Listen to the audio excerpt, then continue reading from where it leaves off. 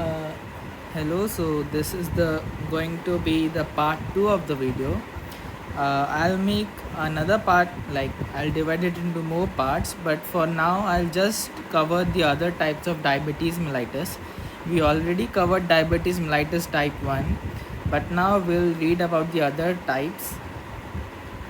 So there's also diabetes mellitus type 1.5, which is known as latent autoimmune diabetes in adults.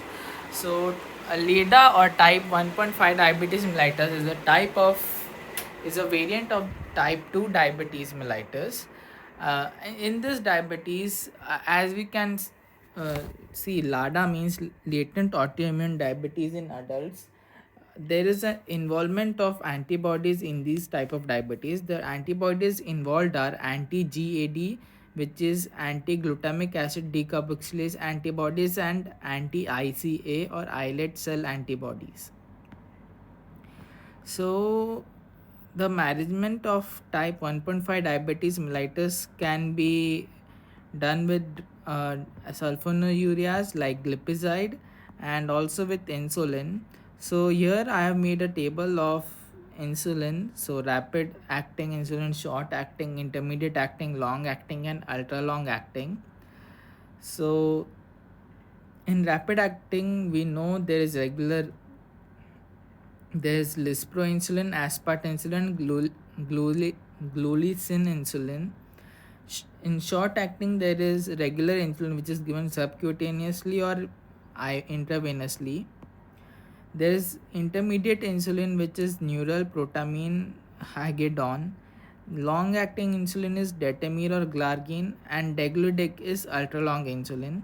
We talked about glargine and degludec in the last video, with degludec being ultra long and has an onset of action in 42 hours, and glargine has an onset of action of 24 hours. Both long and ultra long acting insulin, they are peakless. So once they achieve like they have a continuous basal value throughout the whole time, and they don't peak and wane like the others. And another thing is anti-GAD antibodies. They are also involved in stiff person syndrome. Stiff person syndrome is a paraneoplastic manifestation of wood cell cancer, which is a small cell cancer. Uh, we give insulin in type 2 diabetes mellitus, which is after beta cell exhaustion. So, beta cell exhaustion causes insulinopenia, and in type 2 diabetes mellitus, in later stages, there is beta cell exhaustion. We also give insulin in newly diagnosed type 2 diabetes mellitus who have HbA1c values of more than 10%, or we give in diabetes patients in pregnancies, or if the diabetes patient have uh, end organ damage like CKD. So we know CKD comes under diabetic nephropathy, and which is a microvascular complication. So we give insulin in those patients too, and we give insulin also in patients with diabetes mellitus with acute illness. So let's study about type 2 diabetes mellitus. So this was just when we give insulin in type 2 diabetes mellitus. So let's study about type 2 diabetes mellitus now.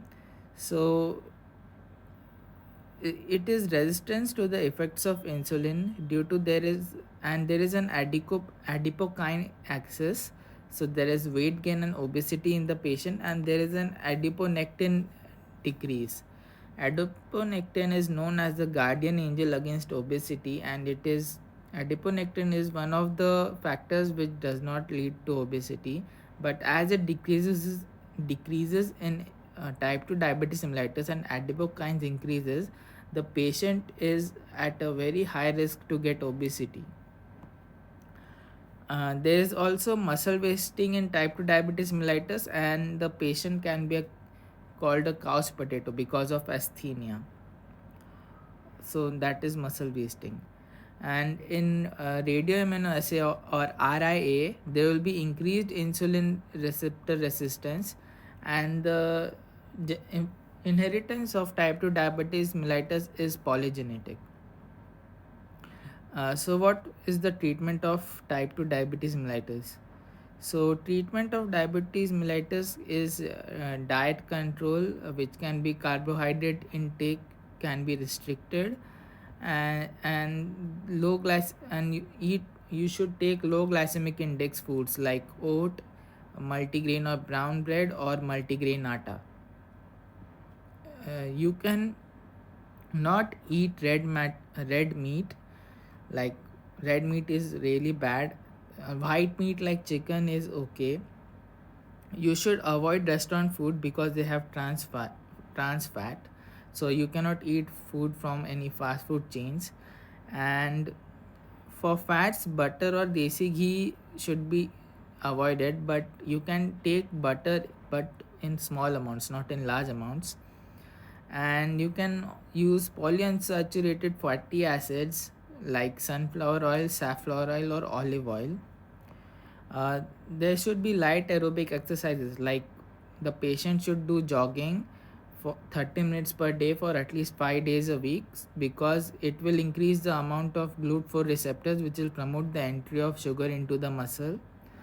And the last thing is OHAs, or oral hypoglycemic agents, or oral hypoglycemic drugs.